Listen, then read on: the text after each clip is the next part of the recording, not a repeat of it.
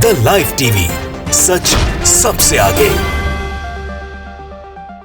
दोस्तों, आपके सामने एक बार फिर हाजिर हूं। मिडिल ईस्ट से जुड़ी हुई कई महत्वपूर्ण खबरें ये हैं कि सीरिया को लेकर जिस तरह से हमले इजराइल की तरफ से किए जा रहे थे, आपको मैंने पिछली वीडियो में दिखाया भी किस तरीके से एचटीएस की तरफ से और खासकर सीरिया की तरफ से चेतावनी इजराइल को दे दी गई कि दमिश्क के आसपास भी भटकने की जरूरत नहीं और सीरिया के किसी भी इलाके पर कब्जा करने की कोशिश मत करिएगा। उसके आगे क्या हुआ आज वो इस वीडियो में आपको दिखाऊंगा, लेकिन इसके साथ ही आपको दिखाऊंगा कि ईरान के सर्वोच्च नेता अली खामेनेई ने एक ऐसा बयान दे डाला है जिसने मिडिल ईस्ट में हंगामा मचा दिया है। तो वहीं रूस ने यूक्रेन के ऊपर एक ऐसा दावा किया है जिसने यूक्रेन में खलबली मचा दी है। एक खबर तफसील से आपको दिखाने जा रहा हूं, वीडियो के आखिर तक बने रहिएगा। नमस्कार, मैं हूं प्रज्वल गौतम और आप देख रहे हैं द लाइव टीवी। सबसे पहले बिना देर की एक वीडियो आपको दिखाने जा रहा हूं, इस वीडियो को जरा गौर से देखिएगा। मैं आपको पहले समझा दूंगा, बाद में बताऊंगा, लेकिन पहले वीडियो देखिए।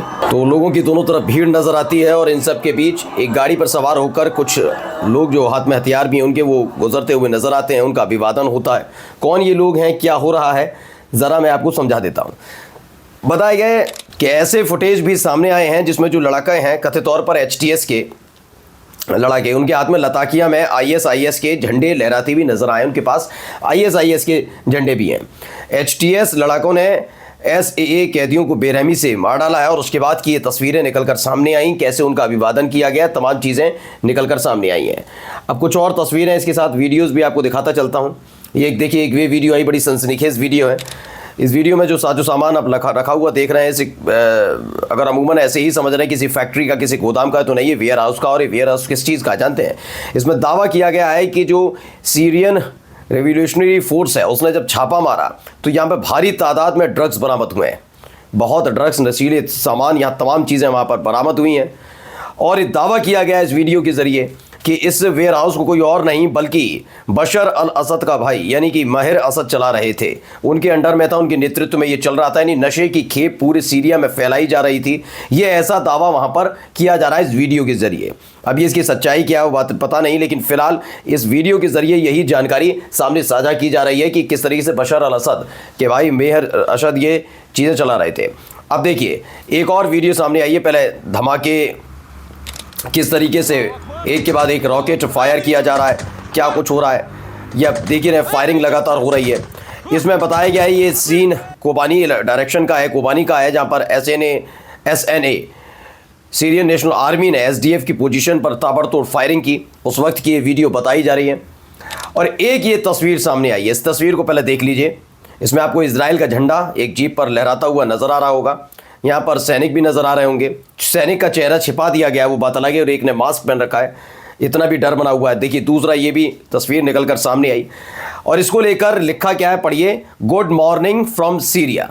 ये सीरिया से शुभ प्रभात करते हुए नजर आए और ये इजराइल के पत्रकार हैं आमिर सराफाती, उन्होंने इसे ट्वीट किया है। यानी कि इनका कहना है कि हम सीरिया पहुंच गए, सीरिया भी हमारे कब्जे में लगभग नजर आ रहा है, ऐसा दावा उनकी तरफ से किया जा रहा है। चलिए, अब कुछ खबरें सीरिया से जुड़ी हुई बता देता हूं। खबर क्या है, पहले खबर पढ़िए। At least 75 civilians killed in 2 week clashes in Syria, यह संयुक्त राष्ट्र का कहना है। संयुक्त राष्ट्र के मुताबिक सीरिया में 2 सप्ताह के चली झड़प में कम से कम 75 नागरिक मारे गए। तेहरान की IRNA कहती है मानवीय मामलों की जो OCHA है, उसने बताया है कि पिछले 2 हफ्तों के अंदर जो कुछ वहां पर हुआ उसके मुताबिक कई लोगों की मौत तो हुई, लेकिन नागरिकों की जो घायल हुए हैं और कम से कम 75 नागरिक निर्दोष लोग वहां पर मारे गए। ये पूरे 2 हफ्ते यानी 14 दिनों के बीच जो कुछ हुआ उसके बारे में पूरा लेखा जोखा दिया है। अब एक वीडियो आपको दिखाने जा रहा हूं, पहले वीडियो देखिए।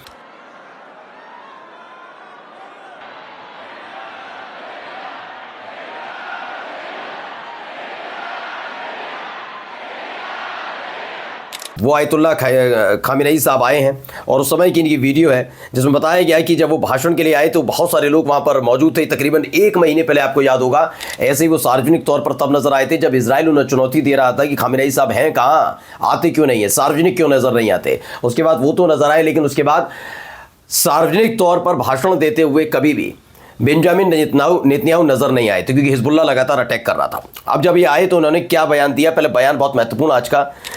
इन्होंने सद्दाम हुसैन का मुद्दा उठाया है। इन्होंने सीरिया सरकार ने सद्दाम हुसैन की जो इनकम थी जो पैसा आता था, जो इनकम सोर्स थी, उसे पूरी तरह से ख़त्म कर दिया था। बताया कि हमने सीरिया सरकार की मदद की और इस बार भी मदद करते, लेकिन आखिरी वक्त एक महत्वपूर्ण क्षण पर बिल्कुल आने वाला था, उससे पहले ही सब कुछ ख़त्म हो गया वहाँ पर। बताया गया जब हर कोई सद्दाम के लिए और सद्दाम के खिलाफ, हमारे खिलाफ काम कर रहा था, तब सीरियाई सरकार ने एक बड़ा कदम उठाया था। उसके तहत इराक के तेल को जो भूमध्य सागर है उससे और यूरोप तक ले जाने वाली पाइपलाइन को काट दिया था और सद्दाम हुसैन की तरफ मोड़ दिया था, जिससे पूरी दुनिया में हड़कंप मच गया था। यानी बताया जा रहा है कि सद्दाम हुसैन की ताकत के साथ साथ ये बताया गया कि उस समय मिडिल ईस्ट कैसा हुआ करता था। अब एक खबर जो निकल कर सामने आई है, वो खबर क्या है? खबर है कि यूक्रेन ने 20 अनुभवी यूएवी ऑपरेटर्स के साथ, यानी यूएवी का मतलब ड्रोन है, ड्रोन के ऑपरेटर्स के साथ सीरिया में हमले से कुछ समय पहले सीरियाई के विपक्ष में सीरियाई जो लड़ाका संगठन है उनकी मदद की है। द वाशिंगटन पोस्ट की खबर है कि यूक्रेन लगातार उनको तमाम जो ड्रोन्स हैं वो सप्लाई कर रहा था। यूक्रेन ने लड़ाके संगठन को FPV ड्रोन भी दिए हैं। द वाशिंगटन पोस्ट की खबर। 2 रूसी क्रूज डिनेप्र की ओर जा रहे हैं, ये भी खबर आई जो यूक्रेन की वाली खबर है। ये आगे जाकर आपको दिखाऊंगा, पूरी खबर में आपको दिखाने जा रहा हूं कि वहां क्या हो रहा है। पहले आप ये खबर देखिए। खबर सीरिया से निकली है।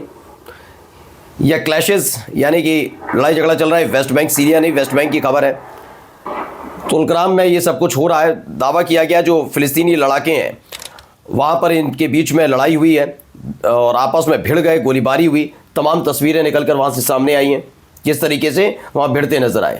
अब है खबर, 100 बंधकों को कैद से छुड़ाने के लिए काहिरा में बातचीत चल रही है। वर्ल्ड सेंटर किचन के नए आरोप लगाए, 60 से ज़्यादा गजान श्रमिकों को आग लगा दी गई। कई खबरें इसमें शामिल की गई हैं। वहीं जो इजराइल के विदेश मंत्री गिदोन सार, उन्होंने कहा कुर्दों पर हमला बंद कर देना चाहिए, बार बार ये हमला नहीं होना चाहिए। इस तरह का दावा खुद इजराइल के एक मंत्री कर रहे हैं। अब आ जाते हैं रूस की खबर पर। रूस से एक बहुत बड़ी खबर निकल कर आई। खबर क्या है? Russian forces capture the refractory plant in, जो चासोव यार इलाका है वहाँ पर कब्जा कर लिया। इन्होंने कहा कि इन्होंने वहाँ का जो पूरी प्लांट बना हुआ था आग को रोकने के लिए, एक पूरा संयंत्र बनाया था, उस पर कब्जा कर लिया। और इस तरीके से यूक्रेन का जो शहर में जो आखिरी यूक्रेनी गढ़ था उनके पास, वो भी उनके हाथ से फिसल गया है, ऐसा दावा किया गया है। इसके साथ साथ देखिए जो मैंने और भी दिखाई थी इसी से रिलेटेड, जिसमें मैंने खबर दिखाई थी कि यूक्रेन वाला 2 रूसी क्रूज़ जा रहे थे डिनेप्र की तरफ जाए। रूसी क्रूज़ में से एक ने रास्ता बदल लिया और वो पावलोग्राड की तरफ बढ़ गया, यूक्रेन की तरफ जा रहा था। एक और खबर आई कि डिनेप्र पहुंचा और ज़ोरदार धमाके सुने गए हैं डिनेप्र में।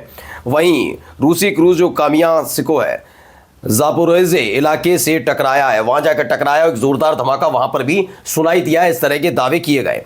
वहीं क्रेमलिन की रिपोर्ट आई, बताया कि पुतिन ने यूक्रेन और आर्थिक सहयोग पर चर्चा करने के लिए अर्बन के साथ फ़ोन पर बात की। बयान के मुताबिक हंगरी के प्रधानमंत्री ने कई पश्चिमी नेताओं के साथ अपने संपर्कों का फ़ायदा उठाने के लिए, जो पूरे बीच में चल रहा है, रूस और यूक्रेन के बीच चल रहा है, उसके बीच का रास्ता निकालने के लिए बातचीत की। अभी कितनी समाधान हो पाता है, क्योंकि यूक्रेन के एक आखिरी शहर पर उन्होंने कब्जा जो किया, जैसा उनका दावा है, ये वाकई विपत्ति वाली स्थिति यूक्रेन के लिए खड़ी होती हुई नजर आ रही है। लेकिन सीरिया में भी अभी सब कुछ शांत नहीं है। मिडिल ईस्ट में बहुत कुछ बड़ा होने जा रहा है। अगले 48 घंटे में मिडिल ईस्ट में वाकई कुछ बड़ा होने जा रहा है, इसके संकेत मिल रहा है। नमस्कार।